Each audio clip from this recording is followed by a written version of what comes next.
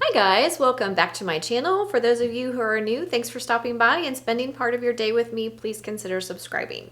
So today we're going to be using up some of our leftover cranberry sauce we have from Thanksgiving that's coming up here in just a few days, and we're going to make a delicious coffee cake for the next morning.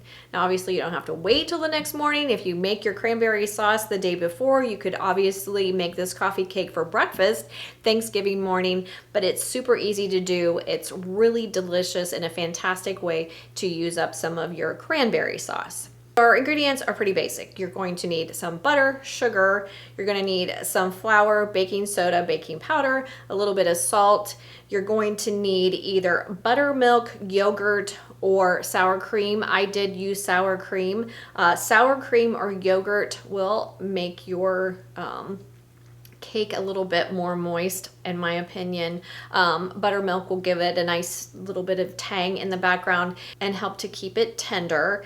But I think the yogurt or the sour cream adds more moisture. You're gonna need some of your cranberry sauce, obviously, and then to flavor it up, you can either use pure vanilla extract, which is totally fine, or you can use what I'm going to be using, and I've talked about this before on my channel. I absolutely love this extract, and I'm going to butcher the name because I'm not Italian, but it is Fiori di Sicilia flavor.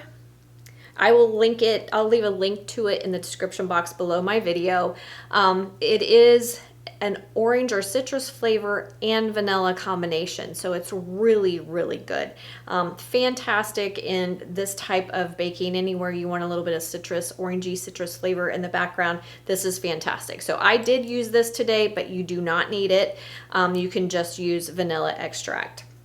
So this is a really basic cake to put together. It's obviously coffee cake, so it's super simple to do. I did demonstrate making it in a bundt pan, but you don't have to do that if you don't want to. You can just use an 8 or 9 inch round cake pan or square cake pan. Whatever you have on hand will be perfect.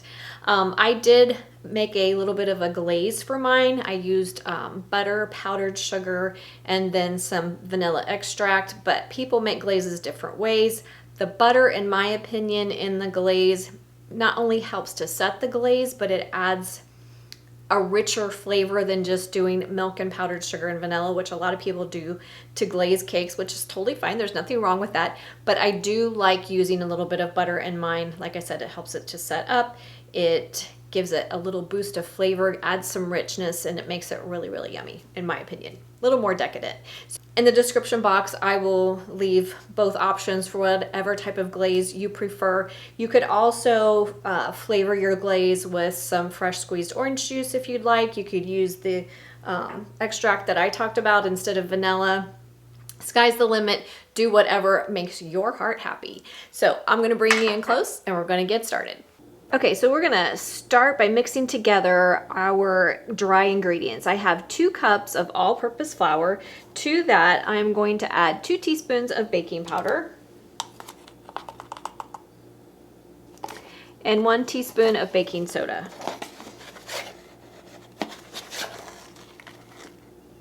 I'm also gonna add about a half of a teaspoon of salt. All right, we're just gonna whisk our dry ingredients together, and then we're gonna set those aside and start creaming together our butter and our sugar. Okay, in my bowl of my stand mixer, I have 8 tablespoons or 1 stick of butter softened to room temperature. And to that, I'm going to add 1 cup of sugar. And we're going to cream those together until it's light and fluffy and it started to change in color. We want it to be nice and light. Okay, our butter and our sugar are nicely creamed together. You can see that it's lightened up in color. The butter is not as yellow as it was. So we're ready to add our other wet ingredients. We're going to add 2 eggs. And we're going to add 1 cup of sour cream that is also at room temperature. Okay, at this point, you could also add a teaspoon of vanilla extract. Instead, I'm going to be using, and I'm going to say this wrong, Fiori di Sicilia flavor. It is a combination of orange and vanilla. I love this extract. It is so good when you want a little bit of orange in the background, and the orange is going to pair really nicely with my cranberry sauce. So I'm going to use this instead of vanilla, but you could use plain vanilla extract instead. And we're going to use about a teaspoon of that, or a teaspoon of vanilla, whichever you prefer. You could also use orange extract if you would groove on that, that's fine. We're going to go ahead and mix these two together just until everything is combined. Okay, I did want to mention, I did go ahead and put my dry ingredients in here before I turned my camera on, sorry. I did want to mention that if you don't want to use the sour cream, you could use Greek yogurt or buttermilk instead.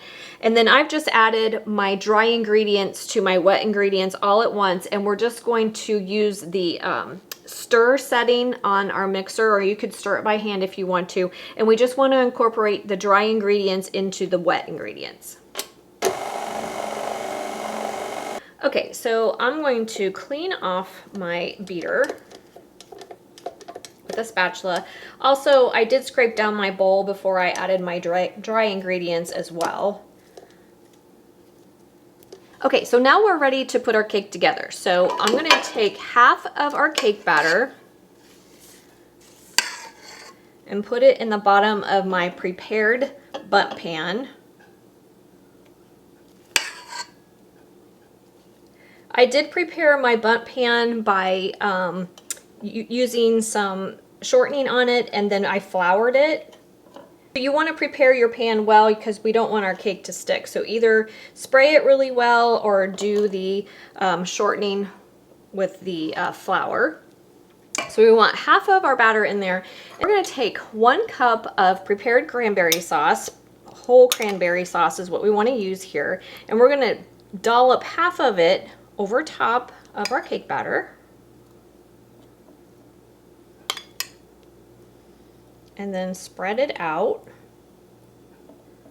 You could swirl it in if you want to, if you want it kind of throughout your cake batter, instead of make it less layered and more swirled in. It's up to you. And then we're going to take the rest of our cake batter and dollop it on top. And then again, you're going to spread that out, spread out your cake batter.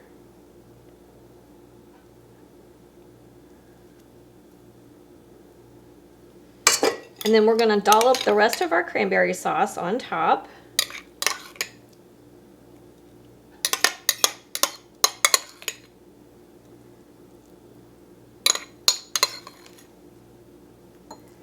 And then I'm just going to swirl that in a little bit.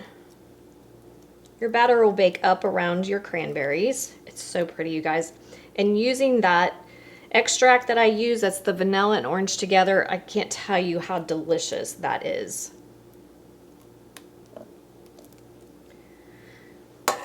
All right, so we're gonna pop our pan into a preheated 350-degree oven for about 50 minutes. You wanna bake your cake until a toothpick inserted into it comes out clean, just like any other cake. Okay guys, my coffee cake has been baking for about 50 minutes. I did test for doneness and it is perfectly done. It's nice and golden brown. You can see how the cake baked up around most of the last layer of cranberry sauce that we put on there. I can't talk today.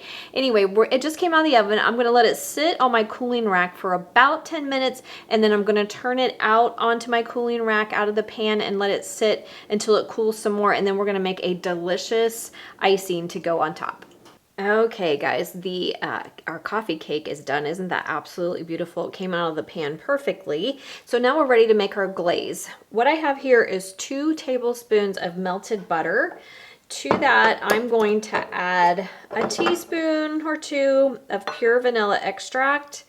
You could also use more of the Fiori di Sicilia. I'm not very good at pronouncing that, but this is delicious as well. You could also use some fresh orange juice if you wanted to. And to that, we're going to add 1/2 to 2/3 of a cup of powdered sugar.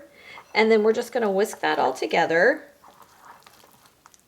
And you just want a nice consistency. If it needs thinned out some more, you could add, like I said, more orange juice, a little bit of milk if you wanted to, but this is pretty good for me. So what I like to do is either put a plate under it or a piece of parchment paper. It just makes cleanup a little bit easier. And then we're just going to use our whisk to drizzle it across the top. Mine's not perfectly white because I did use the homemade vanilla extract. So if you use vanilla, just know your icing's not going to be perfectly white if you're using the good stuff. The butter adds really nice richness and a nice little bit of flavor in the background. In my opinion, this version is better than just using milk and powdered sugar because the butter just adds some really nice flavor that you don't get when you don't use it, obviously. I don't think it tastes as rich. The butter also helps to cut through some of that sweetness of the powdered sugar. It doesn't taste so sugary, if that makes sense. And there you go, our beautiful coffee cake. Okay guys, how easy was our coffee cake? So easy, so pretty, so festive, so fun, and a delicious way to use up some of your leftover cranberry sauce from our Thanksgiving feast. Great for breakfast the next morning. So I want to bring you in close, show you how beautiful it is. So pretty. The glaze on top is really pretty. It's got a beautiful crumb to it. Just fantastic. You can see the swirl of the cranberry sauce we have going through our coffee cake. So amazing. So let's give it a little taste here. It's still a little bit warm. So delicious. I highly recommend serving it a little bit warm. The warm cranberry sauce inside of the coffee cake, so yummy. So guys, leave me a comment in the comment section. Let me know what you think about this delicious way of using up some of our leftover cranberry sauce for breakfast the next morning. Thanks for coming along with me today, guys. I hope you have a fantastic day, a wonderful Thanksgiving, and I will see you soon.